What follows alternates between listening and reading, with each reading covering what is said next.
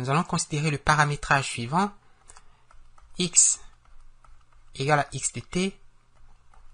Et cette fonction x satisfait l'équation différentielle ordinaire dx dt égale au coefficient de la dérivée partielle de u par rapport à x qui vaut ici 1. N'est-ce pas? On a donc dx dt égale à 1. Et x de 0, la condition initiale, ben c'est 0. La deuxième équation porte sur y qui vaut y de t. Et dy sur dt, c'est x. Et y de 0, ce y, nous allons l'appeler s. C'est un paramètre réel. Et la troisième équation, elle porte sur la fonction u. Elle nous dit que u, c'est u de x de t, y de t, car en effet les variables x et y dépendent du paramètre t, et la dérivée de u par rapport à t, qui est le membre de gauche de l'équation aux dérivées partielles, égale au membre de droite, c'est-à-dire égale à u. Et il faut ajouter la condition initiale que u de x de 0, y de 0, mais puisque x de 0 vaut 0, alors g de y est une fonction de y de 0. Donc ceci vaut g de y de 0. Nous avons le problème 1, le problème 2 et le problème 3 qu'il faut résoudre. Regardons le premier problème. Alors, dx dt égale à 1, ça veut dire que dx égale à dt. Et si on intègre chaque membre de l'égalité, on a x égale à t plus une constante que j'appelle k. Alors, c'est en réalité x de t égale à t plus k. Or, x de 0, c'est 0. On doit donc conclure que k égale à 0. 0 égale à 0 plus k, donc k vaut 0. Et par conséquent, x égale à t, ou x de t égale à t. La deuxième équation nous dit que y c'est y de t, que la dérivée de y par rapport à t, c'est x, et que y de 0, c'est s. Donc ici j'ai x, et y de 0, c'est s. Alors, dy sur dt égale à x, mais x vaut t, donc dy sur dt égale à t. N'est-ce pas?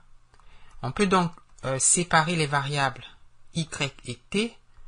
On aura dy égale à t dt. Et si on intègre la gauche et la droite de l'égalité, on obtient y égale à t au carré sur 2 plus une constante k. Donc on a y de t qui vaut t au carré sur 2 plus k avec y de 0 égale à s. Alors, y de 0 égale à s, ça veut dire que s égale à 0 au carré sur 2 plus k. De sorte que k égale à s. N'est-ce pas? Donc k égale à s. Alors si k vaut s, on a y égale à t carré sur 2 plus s. La dernière équation qui dit que u c'est u de x de t, y de t, dy sur dt égale à u, cela entraîne que 1 sur u du c'est dt. Cela veut aussi dire que l'intégrale de 1 sur u du égale à l'intégrale de dt, de sorte que le logarithme de la valeur absolue de u, c'est t plus c, et donc u égale à plus ou moins e à la c fois e à la t. On a donc u égale à une constante k fois e à la t. Or, u de x0, y0, c'est la valeur de u pour t égale à 0. Donc quand on remplace t par 0, on a k fois e à la 0 qui vaut k. U qui vaut k fois e à la t s'écrit aussi u de x0, y0, mais ce U de Y0, Y0, c'est G de Y0, n'est-ce pas? On va donc écrire G de Y0 fois E à la T. D'accord? Parce que ça, c'est G de Y. Mais Y pour T égale à 0, c'est G de Y0. Alors, ce Y de 0, on l'a posé égal au paramètre S. On peut donc dire que U, c'est G de S fois E à la T. Alors, cette solution est exprimée dans le système de coordonnées ST. Il faut passer du système ST au système XY. Parce que le problème de départ est formulé selon les variables X et Y. Nous avons U égale G de S, E à la T, avec X égale à T et Y égale à T carré sur 2 plus S. X égale à T et Y égale à T carré sur 2 plus S. On peut donc dire que T égale à X et que S égale à Y moins T carré sur 2, mais puisque T vaut X, donc moins X carré sur 2. U de XY égale G de S, c'est-à-dire G de Y moins X carré sur 2, multiplié par E à la X. Et c'est la solution générale de cette équation aux dérivées partielles. Alors si on prend G de Y comme la fonction, disons, cosinus de Y. Donc, U de 0Y, c'est cos de Y. Donc pour G de Y égale à cos de Y, on a la solution U égale cos de Y moins X carré sur 2 fois E à la X. Et si au contraire, G de Y, c'est, disons, 1 sur racine carrée de Y, alors la solution U s'écrit 1 sur la racine carrée de Y moins X carré sur 2, en supposant que cette écriture a un sens, fois E à la X. On a X égale à X de T, on a dxu dt égale à Y, et on a X de 0 égale au paramètre S. Premier problème. Deuxième problème, Y égale à Y de T, dy sur dt égale à moins X, Y de 0 égale à 0. Et troisième problème, U égale à U de X de T, Y de T, du sur dt égale à 0, avec U de X de 0, Y de 0, égale à G de X, et comme X vaut X de 0, pour T égale à 0, donc c'est G de X de 0. Or, G de X de 0, c'est cosinus de X de 0, qui est en fait cosinus de S, parce que X de 0, c'est S. Donc, ceci vaut G de S, et dans notre cas, cosinus de S. Alors, ce que nous avons fait dans les cas précédents, nous avons résolu successivement les équations 1, 2 et 3, et indépendamment les unes des autres. Nous ne pouvons pas le faire ici parce que les inconnus des équations 1 et 2 apparaissent dans les équations 1 et 2. Regardez, Y, qui est solution de l'équation 2, apparaît dans l'équation 1, et X, qui est solution de l'équation 1, apparaît dans l'équation 2. Nous allons donc combiner les équations 1 et 2 pour en faire une seule équation différentielle ordinaire. Et comment le faire? Eh bien, nous allons écrire que dy sur dt, mais y c'est dx sur dt, donc d dx sur dt égale à moins x. La dérivée par rapport à t de la dérivée de x par rapport à t égale à moins x.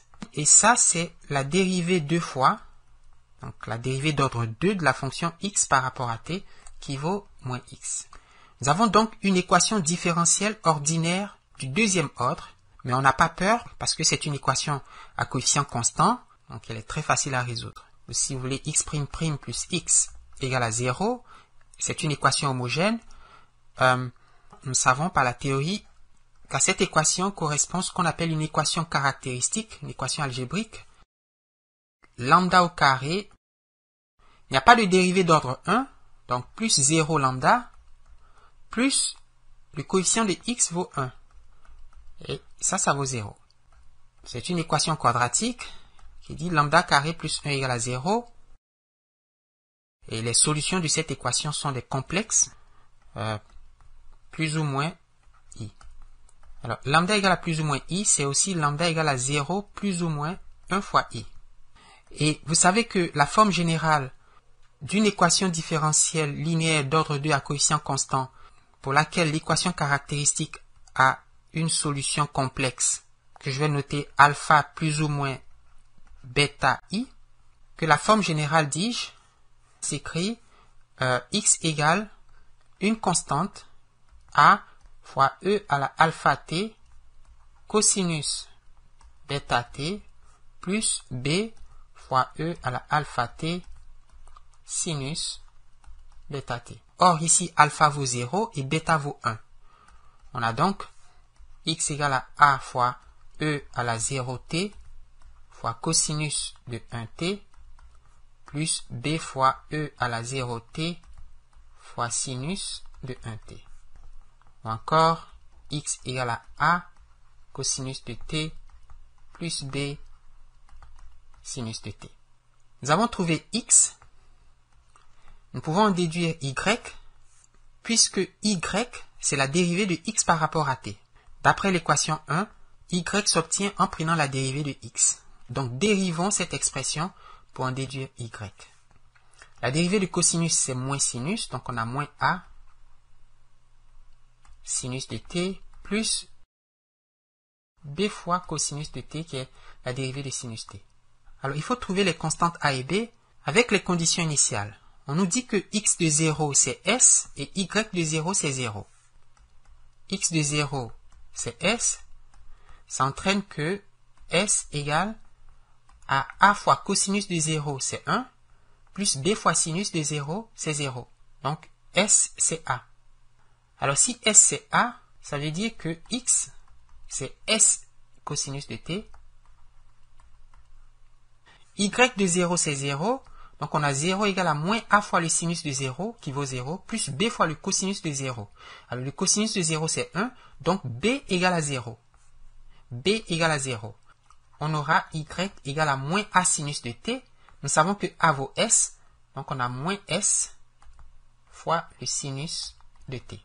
Donc, x, c'est s fois le cosinus de t. Et y, c'est moins s fois le sinus de t. De ces deux équations, on peut tirer que x carré plus y carré égale s carré.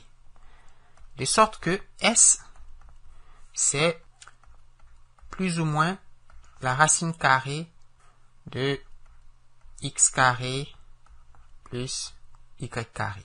Et si s est positif, c'est la racine de x carré plus y carré. Si s est négatif, c'est moins la racine carrée de x carré plus y carré. La troisième équation nous dit que du sur dt égale à 0 pour u égale à u de x de t y de t et u de x0 y0 égale à cos de s. Du sur dt égale à 0, ça implique que u est une constante.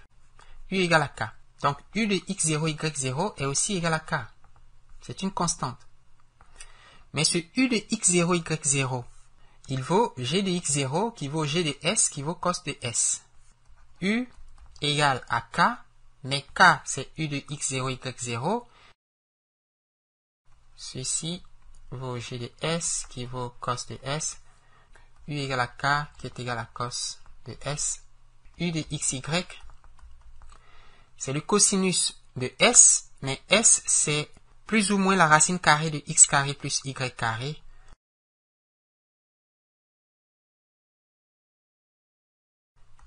Qui vaut plus ou moins la racine de x carré plus y carré. Alors, si le problème de départ impose une restriction sur l'une des variables, disons que x est strictement positif, si ce x est strictement supérieur à 0, alors la solution est simplement cosinus de racine carrée de x carré plus y carré.